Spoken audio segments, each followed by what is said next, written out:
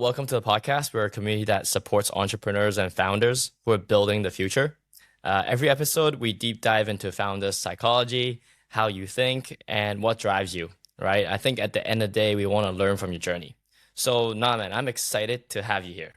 Thank you so much. It's my pleasure to be speaking with you after having these sporadic For conversations sure. there and now. But I think it's good that we're doing it formally. 100%. 100%. So, we have obviously had some convos, like you just said. But for those who are turning in, who are you and what do you do? So my name is Naman Tekriwal, and I don't like to call myself an entrepreneur because it's better if other people call me that. But what I do is that I'm a founder and builder, and what I'm building right now is a company called Breer. So it's a food upcycling company. What we do is that we collect surplus bread, the bread which is supposed to go to waste, which bakeries throw away at the end of the night. We collect it and then we upcycle it to make local premium craft beer. Oh, that's amazing. And this is the product that you guys are doing. Correct. Okay. Is this one of the reasons why you've been featured in Forbes 30 under 30 and let it, become a student project into, what is growing to? Yeah. So, I mean, taking a step back, right? It obviously started off as a student project. Right. When I came to Hong Kong as a university student from India, it was literally, we saw the problem in the first month, started working on it. It really started off as a student project, and we never imagined that it'll snowball into becoming the size it became today. And Forbes 30 under 30, I would say that that accolade was special because, when you start this young, you always have that in the back of your mind that, oh, there is this accolade waiting for you. And it was even more special because I actually became one of the youngest people ever to get that, because I was still in university, Wow. a university student, while I managed to be on that list, right? So it just became really special and rewarding, considering the sacrifices I've made, considering, the challenges and the hard work, the blood, sweat, and tears.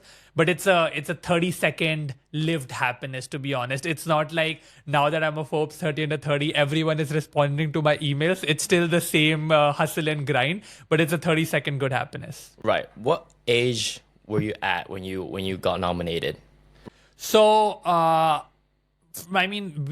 there is a process where, you can either source a nomination where you are intentionally applying, but then there's obviously well-wishers who nominate you without even informing you. Right. So in Breer's case, we obviously sourced a nomination, but there were also well-wishers as part of the process who, also nominated Breer. So I'm assuming there were multiple nominators involved in this process, but we got the nomination in 2022, and then we were obviously featured on the 2023 list. Right. So it was 2023 when we were featured on the list, and I was 21 turning 22 at that time when I got featured on the list. You're super young. You're super young. For those who doesn't know, young and smart. And Just turned 24. Just turned 24. So what was it like before all this press? Was it the same before and after?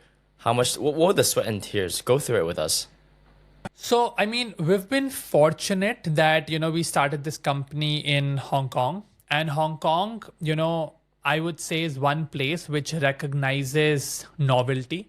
And, like Breer has definitely benefited from getting media attention because as a startup, that helped us save a lot of money on paid ads. Like we did not actually spend money on marketing, but a lot of these media sources, media articles, getting featured on say RTHK, SCMP, TVB, like it really helps, people get to know about your brand, people speak about you. So that was helpful.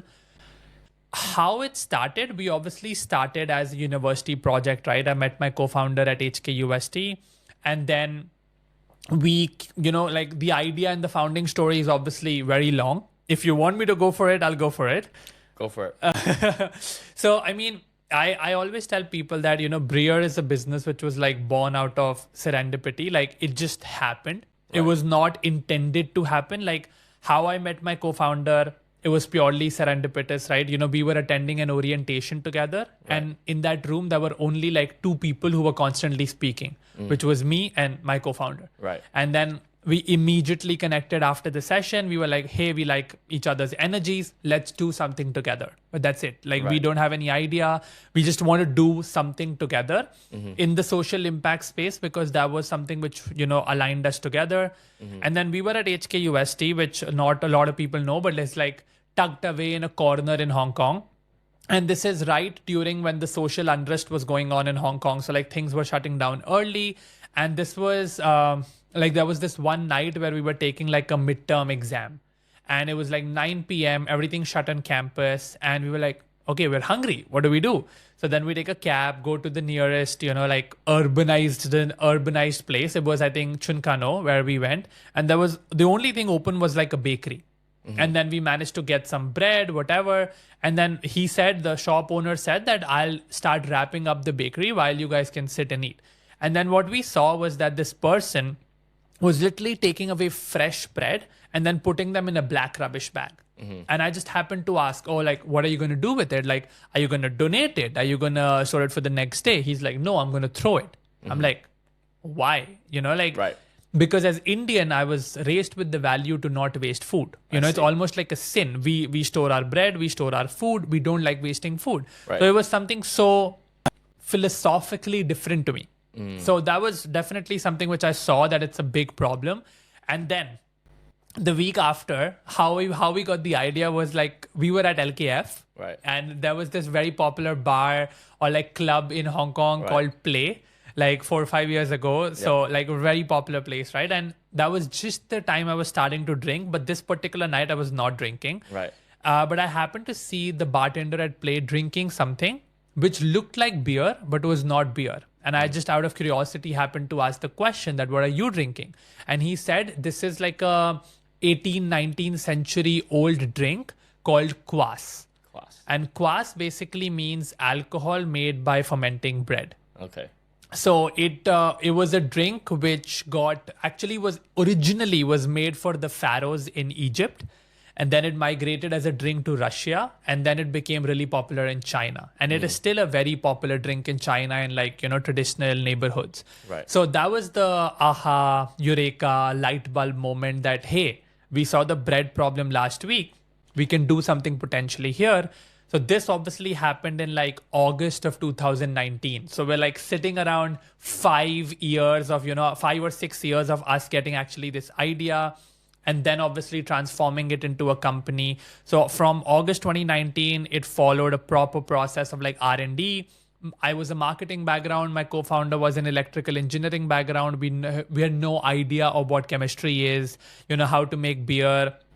So we learned everything ourselves. We learned it on YouTube. We took online courses, offline courses. We learned everything ourselves. We were literally like mad scientists in our dorm rooms. Like our dorm room was our laboratory, our meeting room, our office, our warehouse, our everything.